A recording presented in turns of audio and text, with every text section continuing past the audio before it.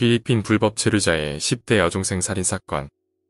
이 이야기는 2008년 3월 7일 경기도 양주시에 살고 있던 14살의 여중생 강양이 외국인 노동자로 일하고 있었던 필리핀 출신의 불법 체류자였다. 빌리가스 준페럴에 의해서 무참하게 살해된 사건입니다.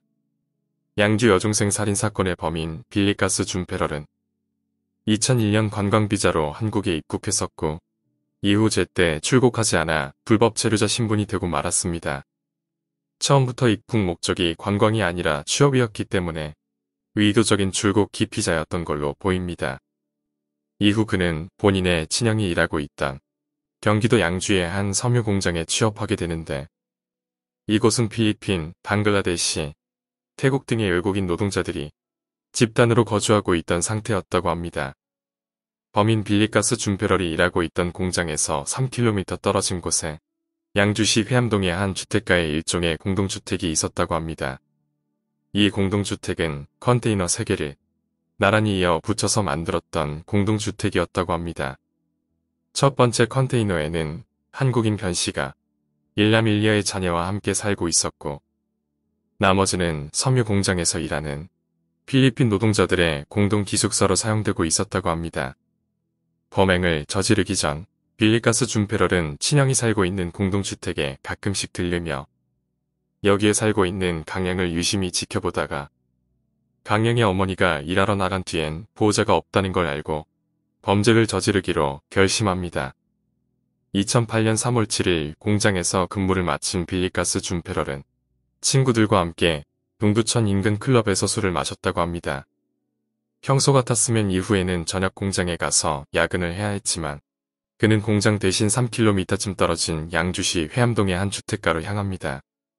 범인은 이곳으로 와서 강양이 살고 있던 공동주택의 문을 두드리며 안을 살피는데 마당에 개들이 짖기 시작했고 이때 개들을 진정시키기 위해 집안에서 나오는 강양을 보고 혼자 있다는 것을 확인합니다.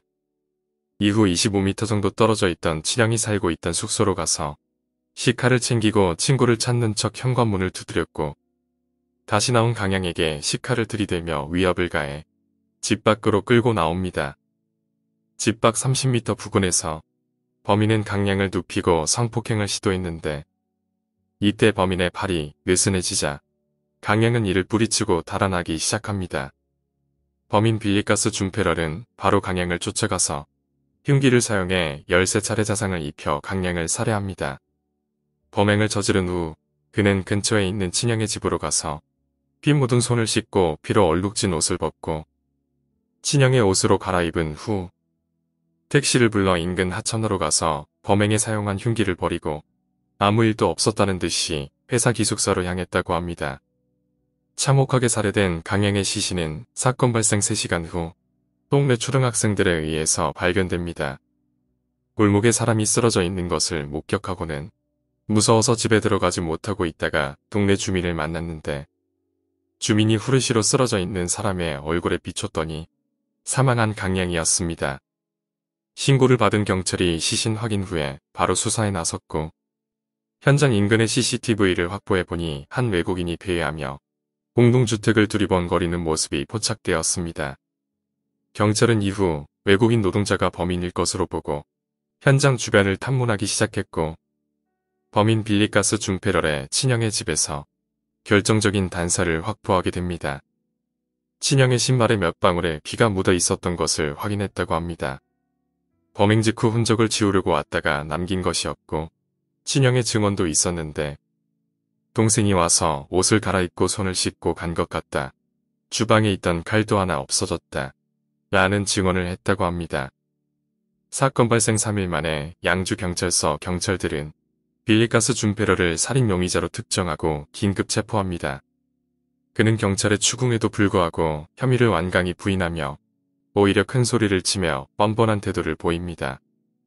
또 한국에 거주한 지 7년째가 되는데도 한국말을 할 줄 모른다라며 통역 없이는 한마디도 않겠다고 완강히 버텼다고 합니다. 실제로 통역을 데려오지만 그는 영어와 따갈로그를 번갈아 쓰며 계속해서 비협조적인 태도를 보입니다.